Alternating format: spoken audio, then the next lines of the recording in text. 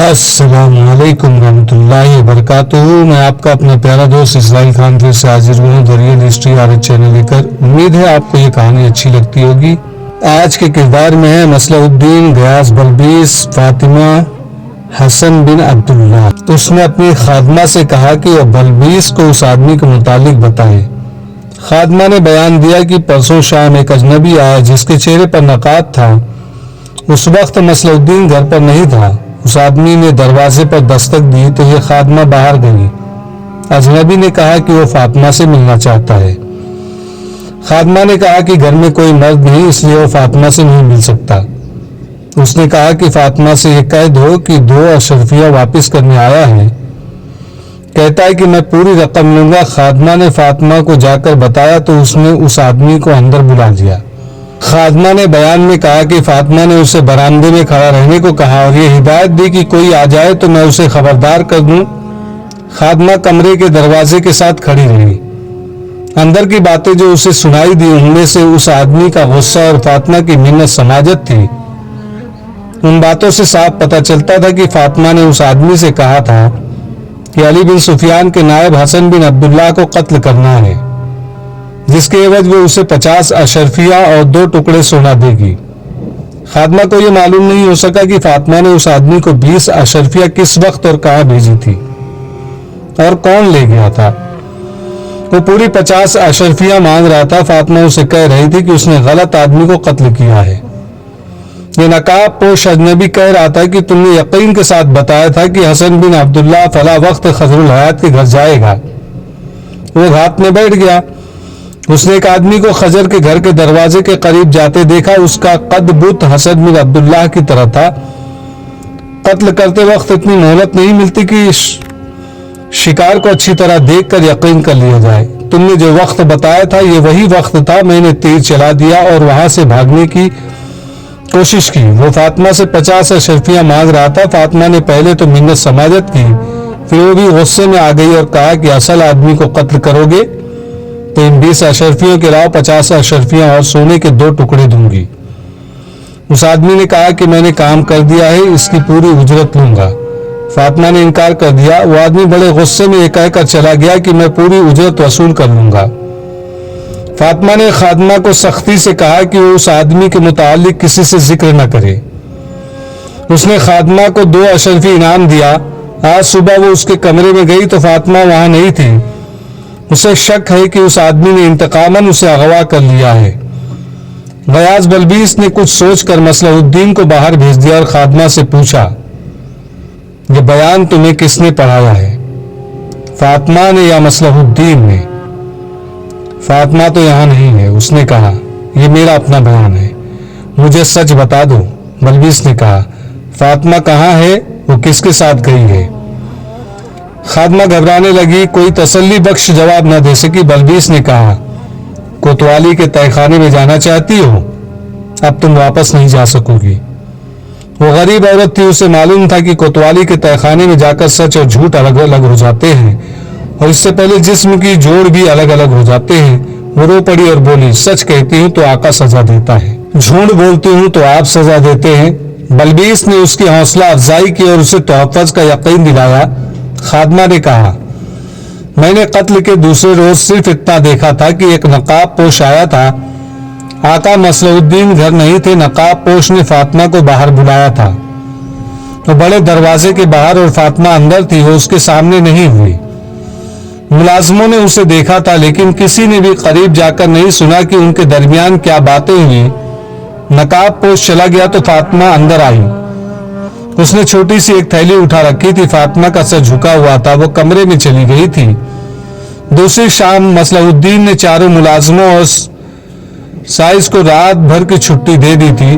4 ملازموں میں 2 مرد اور 2 عورتیں ہیں۔ اس سے پہلے ملازموں کو کبھی رات بھر کے لیے چھٹی نہیں دی گئی ہے؟ بلبیس نے پوچھا۔ کبھی نہیں، اس نے جواب دیا۔ کوئی ایک ملازم کبھی چھٹی لے لیتا ہے، سب کو کبھی چھٹی نہیں دی گئی۔ خادمہ نے سوچ کر کہا، عجیب بات یہ ہے کہ آقا نے کہا تھا کہ آج رات کتے کو بندھا رہنے دینا۔ اس سے پہلے ہر رات کتا کھلا رکھا جاتا تھا۔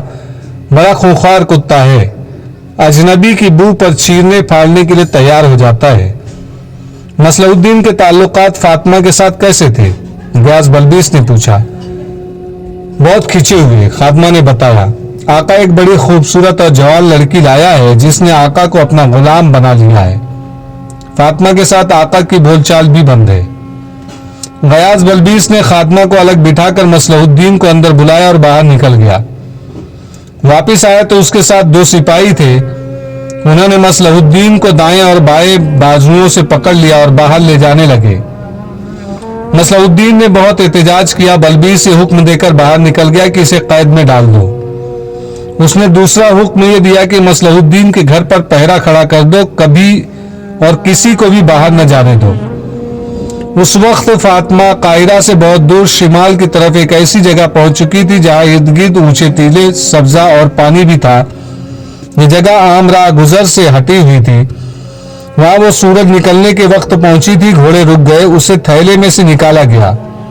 उसके मुंह से कपड़ा हटा दिया गया और हाथ पांव भी खोल दिए गए। उसके होश ठिकाने नहीं थे। वो 3 नकाब पोशों के नौगे में थी। 3 घोड़े खड़े थे। फातिमा चीखते चिल्लाने लगी। नकाब पोशों ने उसे पानी पिलाया और कुछ खाने को दिया।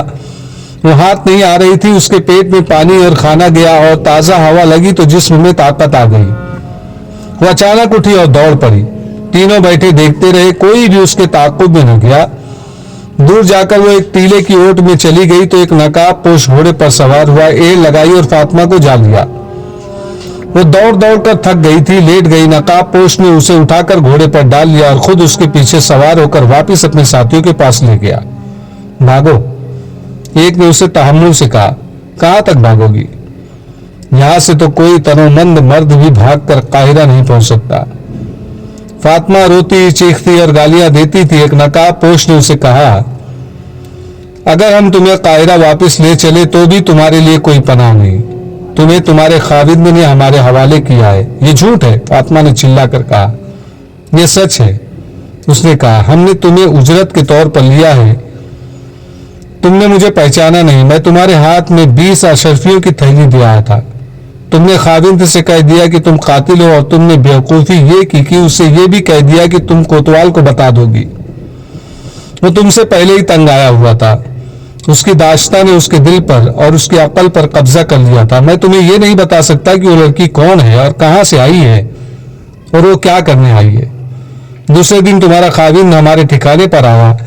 ऐसा बेईमान आदमी है कि उसने हमें खजरुल हयात के कत्ल के एवज 50 अशरफी और सोने के 2 टुकड़े देने का वादा किया था, मगर काम हो गया तो सिर्फ 20 अशरफी भेजी। मैंने तुम्हें इस्तेमाल किया और ये रकम तुम्हारे हाथ में दे दी ताकि तुम्हें भी इस राज का इल्म हो जाए।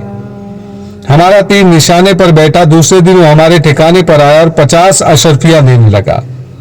सोने के टुकड़े फिर हजम कर रहा था। मेरे इन साथियों ने कहा कि अब हम बहुत ज्यादा उजरत लेंगे। अगर वो नहीं देगा तो हम किसी न किसी तरह कोतवाल तक खबर पहुंचा देंगे। उसे अब खतरा ये नजर आ रहा था कि तुम्हें भी पता चल गया था कि कातिल वही है। उसका इलाज उसने ये सोचा कि हमें कहा कि तुम मेरी बीवी को उठा ले जाओ, मैं तुम्हारे लिए रास्ता साफ कर दूंगा। हम जान गए कि वो अपनी दाश्ता के जेर असर तुमसे जान छुड़ाना चाहता है और अब वो इसलिए तुम्हें गायब करना चाहता था कि तुम उसके जुर्म की गवाह बन गई हो और उसे कह भी चुकी हो कि तुम कोतवाल को खबर कर दोगी। फातिमा के आंसू खुश्क हो चुके थे। वो हैरत ज़दा होकर उन तीनों को बारी बारी देखती थी। उनकी सिर्फ आंखें नजर आती थी। आंखें डरावनी और खौफनाक थी। उनकी जुबान में मिठास और अपनायत की झलक जरूर थी। उन्होंने उसे धमकी नहीं दी बल्कि समझाने की कोशिश कर रहे थे कि उसका तड़पना, रोना और भागना बेकार है। मैंने तुम्हें देखा था, नकाब पोश ने उसे कहा। जब मसलहुद्दीन ने कहा कि मेरी बीवी को उजरत के तौर पर उठा ले जाओ तो मैंने सिकंदरिया की मंडी के भाव से तुम्हारी कीमत का अंदाजा किया। तुम अभी जवान हो और तुम हसीन भी हो। तुम बड़े अच्छे दामों बिक सकती हो। हम मान गए। अगर तुम्हारा खाविंद हमें इतनी ज्यादा उजरत ना देता तो हमने उसे बता दिया था कि उसे जिंदा नहीं रहने दिया जाएगा और उसकी दाश्ता को अगवा कर लिया जाएगा। उसने हमें बताया कि आज रात उसके घर में कोई मुलाजिम नहीं होगा, कुत्ता भी बंधा हुआ होगा। अलबत्ता बड़ा दरवाजा अंदर से बंद होगा ताकि तुम देख लो तो शक ना करो। हम तीनों ने एक दूसरे के ऊपर खड़े होकर तुम्हारे घर की दीवार फलांगी।